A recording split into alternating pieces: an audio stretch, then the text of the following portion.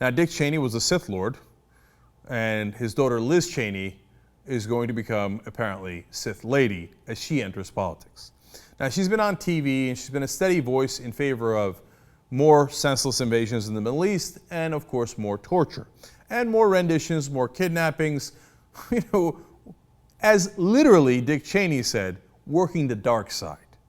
It's an actual quote from Dick Cheney. So the problem that Liz Cheney had is that she's from Wyoming, kind of. Of course, they live near D.C. for most of their lives. But if you want to run anywhere, you go back to your home state. And she bought a house there a little over a year ago. People started thinking, wait a minute, is she going to run? But Wyoming has 2 Republican senators, 2 longtime Republican senators, and they're not going anywhere. So finally, apparently, Liz Cheney was like, what difference does it make, man? I'm a Cheney. If I got to put a shiv in the back of another Republican, so what? So she announces she is running for that seat and will take on Mike Enzi, the sitting Republican senator, in a primary. This is her video explaining how she's coming. Hi, I'm Liz Cheney. Over the last several years, citizens across our great state have urged me to consider running for the Senate in 2014. Today, I am launching my candidacy for the United States Senate. President Obama has launched a war on our Second Amendment rights. He's launched a war on our religious freedom. He's used the IRS to launch a war on our freedom of speech. And he's used the EPA to launch a war on Wyoming's ranchers, our farmers, and our energy industry.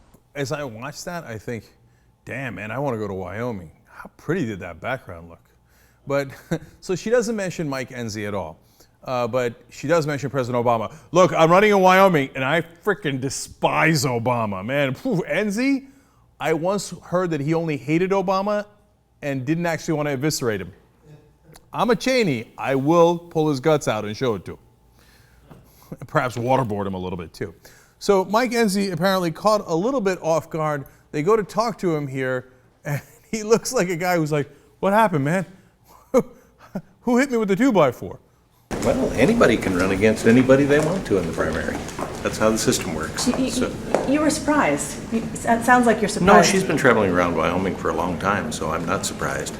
I'm only surprised in that she said that if I ran, she wouldn't. And she announced 30 minutes after I more specifically stated my intention. You know, I'm an old shoe salesman, so I know there is a customer, I know who the customer is, I listen to the customer, and then I see how that fits with the inventory that I've got, which is what we're doing here with legislation. I love to legislate. I'm on some key committees, the Finance Committee, where we're doing tax reform now, and looking at today at health information technology. I'm on the Health, Education, Labor, and Pensions Committee, the Small Business Committee, the Budget Committee, and the Homeland Security Committee. Those are all really critical to Wyoming. As I was watching that, I was thinking, man, I think he's toast. I'm on the Pensions Committee. I love to legislate, man. I'm an old shoe salesman.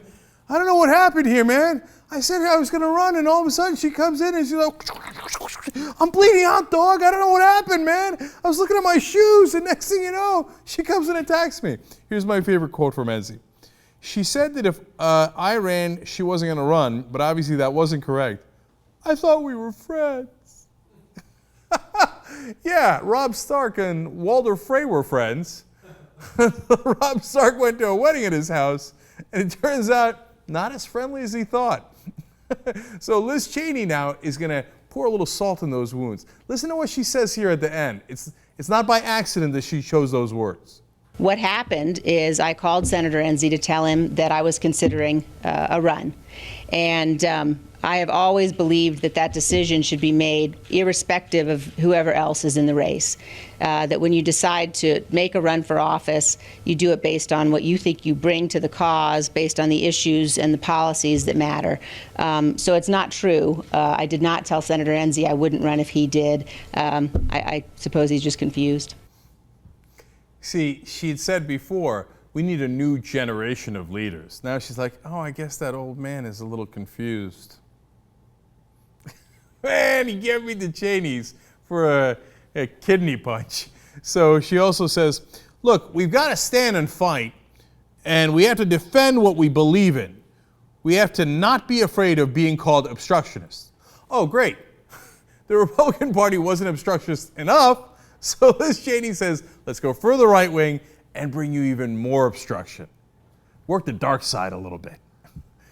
A couple of more quotes. She says, in my view, obstructing President Obama's policies and his agenda isn't actually obstruction, it's patriotism. Instead of cutting deals with the president's allies in Congress, we can be opposing them every step of the way. It's not like Enzi helped Obama. Enzi voted against everything Obama ever did.